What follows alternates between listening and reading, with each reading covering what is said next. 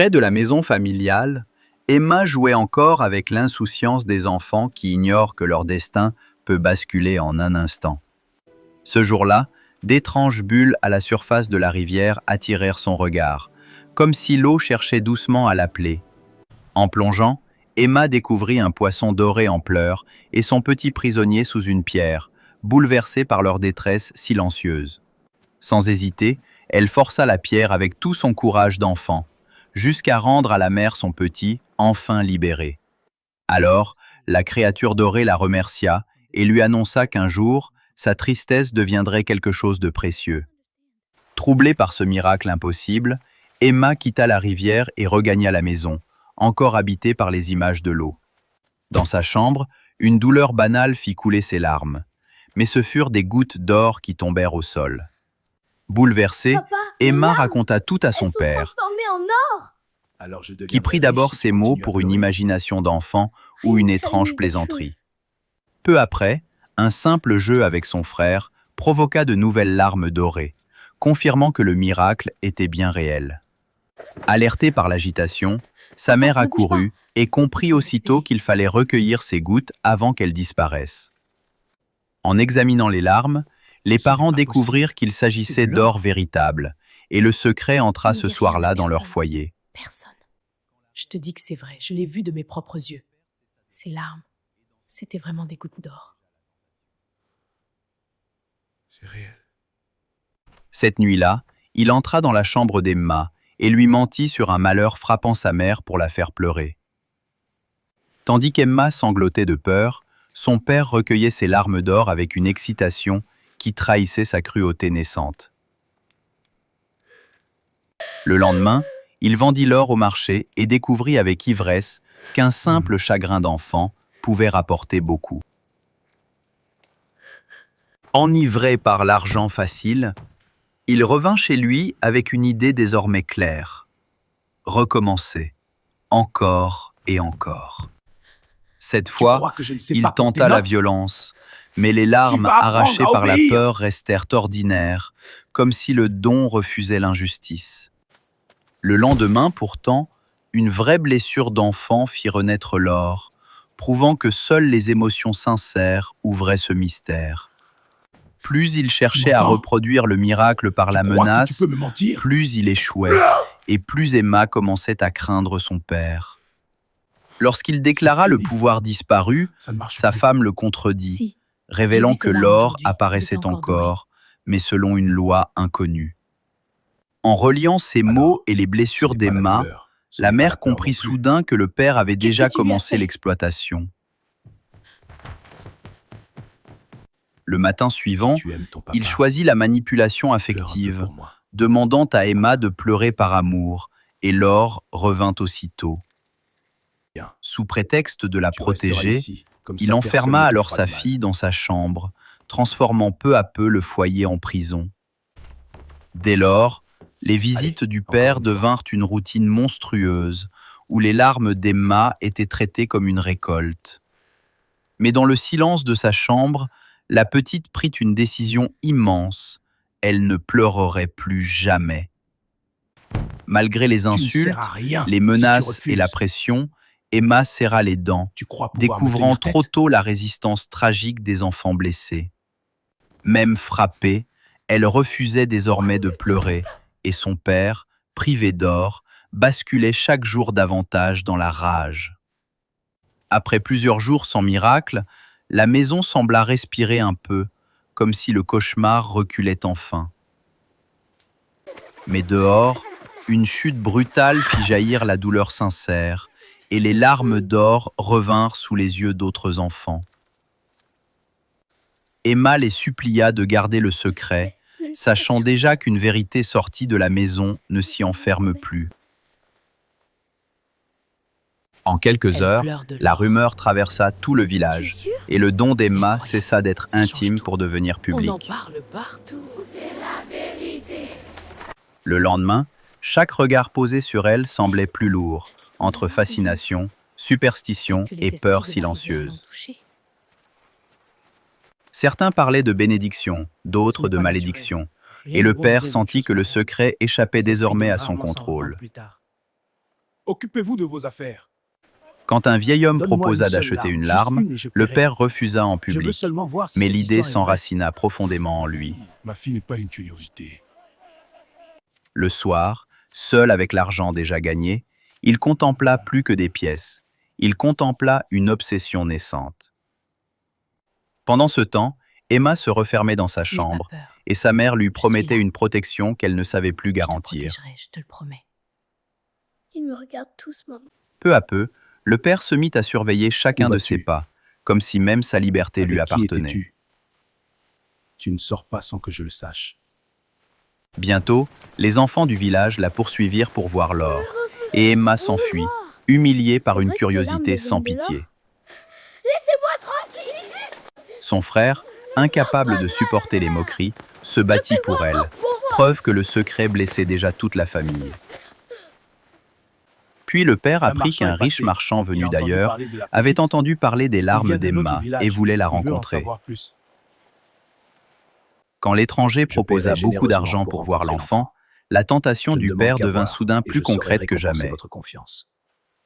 Ce n'est pas une décision qu'on prend à la légère. Aïcha refusa Jamais. aussitôt qu'on expose Je ne leur laisserai fille, pas des mais inconnus son approcher mari, notre fille lui, pour ça. demanda simplement au marchand de Revenez plus revenir tard. plus tard. Ce n'est pas le bon moment. Cette nuit-là, le père rêva d'une vie fastueuse grâce aux larmes d'Emma, puis se réveilla frustré dans sa pauvreté. Dès lors, l'argent commença à se perdre dans l'alcool, comme si la faute cherchait déjà à s'étourdir. Aïcha voyait sa maison changer de visage et comprenait que Ce cette n'est plus richesse comme soudaine n'apportait ni paix ni Tout cela sécurité. est en train de nous détruire. Derrière une porte, Emma entendit comprends ses donc pas ce que parents tu se es en train de déchirer faire. à son sujet, C'est à et la cause d'elle peur que tout entra ça plus arrive. profondément en elle. Aïcha accusa son mari Tu de la ne plus regardes voir leur plus comme fille ton comme un enfant. enfant, mais comme une source d'argent. Tu la regardes comme une chose qui peut te rapporter de l'argent. Je fais ça pour nous. Tu veux qu'on reste pauvre toute notre vie? Je veux offrir mieux à cette famille. Le lendemain, plusieurs villageois Nous vinrent paierons offrir bien. de l'argent Personne n'a discrètement, besoin de savoir. et cette fois le père refusa Juste une avec fois. moins de force. Non, pas maintenant. Cherchant du calme, Emma retourna près de la rivière, où l'ombre du poisson doré sembla glisser sous l'eau. Finalement, le père accepta une rencontre secrète Voici une avec le avance. marchand. Je veux voir l'enfant bientôt. Ne me faites pas perdre mon temps. Vous la verrez, mais discrètement. De retour chez lui, il cacha l'argent sous le plancher, comme on enterre déjà une faute impossible à défendre. Mais Aïcha découvrit la cachette, et en voyant l'argent, elle comprit aussitôt tout cet jusqu'où argent. son mari comptait aller. Dis-moi que tu n'as pas fait ça, comment? Tu es prêt à livrer ta propre fille pour de l'argent? Je fais ce qu'il faut pour cette famille. Non.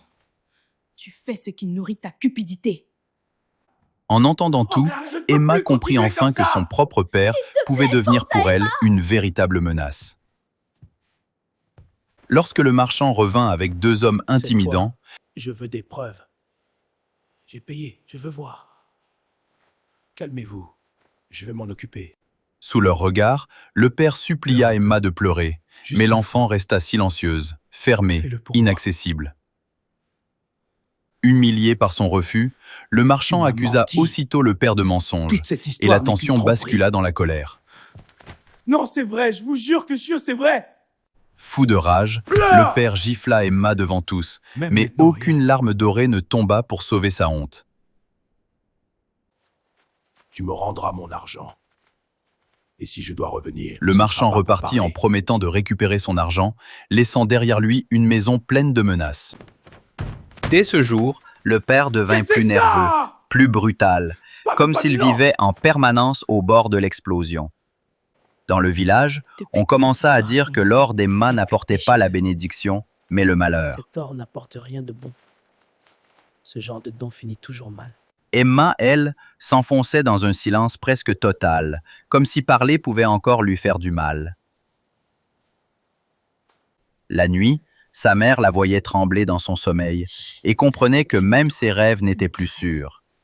Je suis là, dors.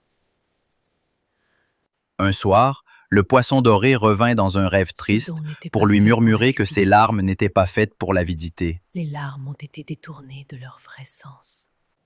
À son réveil, Emma pleura doucement, et dans le silence de la nuit, l'or reparut encore une fois.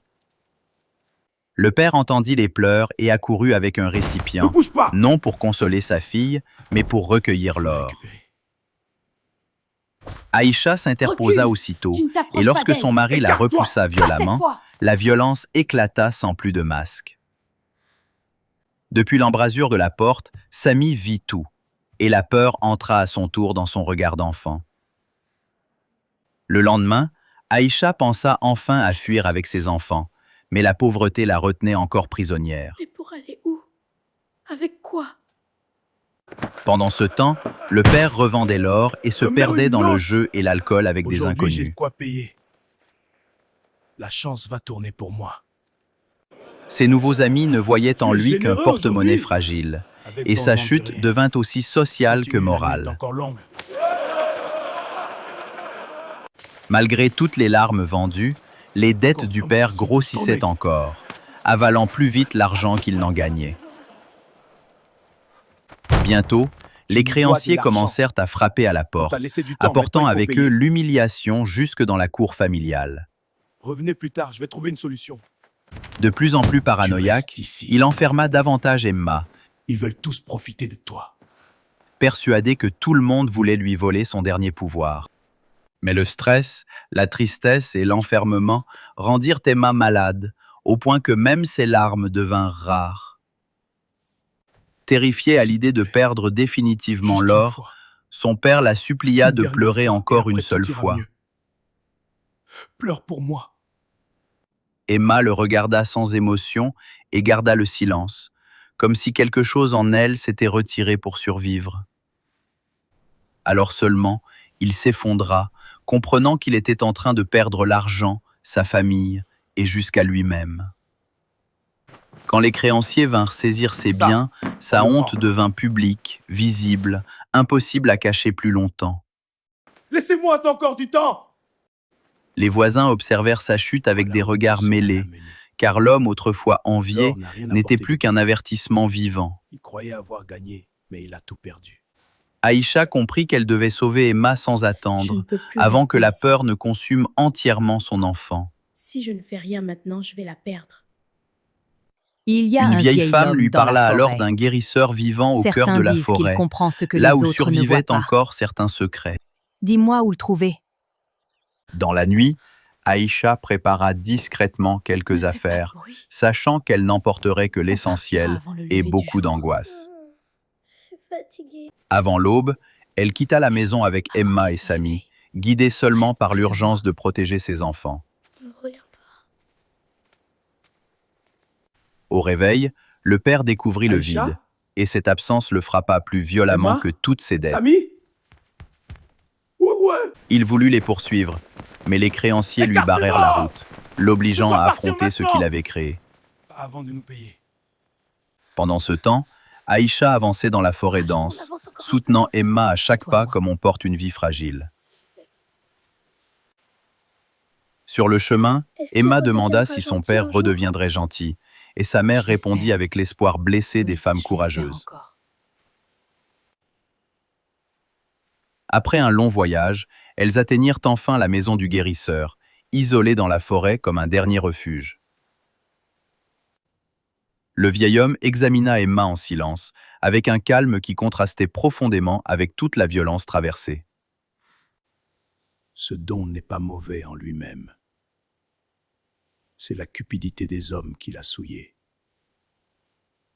Il expliqua que les Ces larmes larmes d'or les venaient de la encore pureté du pures. cœur d'Emma, et non d'une richesse à Ce n'était exploiter. pas un trésor pour les hommes avides. Chaque fois que l'avidité la touche, le don la blesse davantage. Si cela continue, ce n'est pas l'or qui survivra, mais sa douleur. Ses faux amis disparurent complètement, révélant qu'ils n'avaient jamais aimé sont-ils l'homme, maintenant? seulement l'argent qu'ils dépensaient. Tous partis. En regardant les objets achetés grâce aux larmes de sa fille, il vit soudain toute l'ampleur de sa déchéance. Pour la première fois, il pleura sincèrement, mais ses propres larmes ne pouvaient rien réparer, ni rien acheter. Chez le guérisseur, un rituel paisible commença pour délivrer Emma d'un pouvoir devenu plus lourd qu'un fardeau. Déformé peut encore être rendu à la paix. Cette nuit-là, le poisson doré peux lui laisser apparut partir une ce dernière fardeau. fois, souriant doucement Ton avant de cœur n'a rien disparaître dans la perdu de sa lumière. lumière. Au réveil, Emma pleura encore, mais cette fois ses larmes étaient normales, humaines, enfin libérées de l'or. Sa mère la serra contre elle avec un soulagement immense, comme si la vie revenait enfin respirer entre leurs bras. Ruiné et seul, le père retourna vers la rivière, regardant l'eau avec le regret de ceux qui comprennent trop tard. Et tandis que le soleil se couchait sur la rivière, Emma retrouva un sourire sincère, fragile promesse d'une paix possible.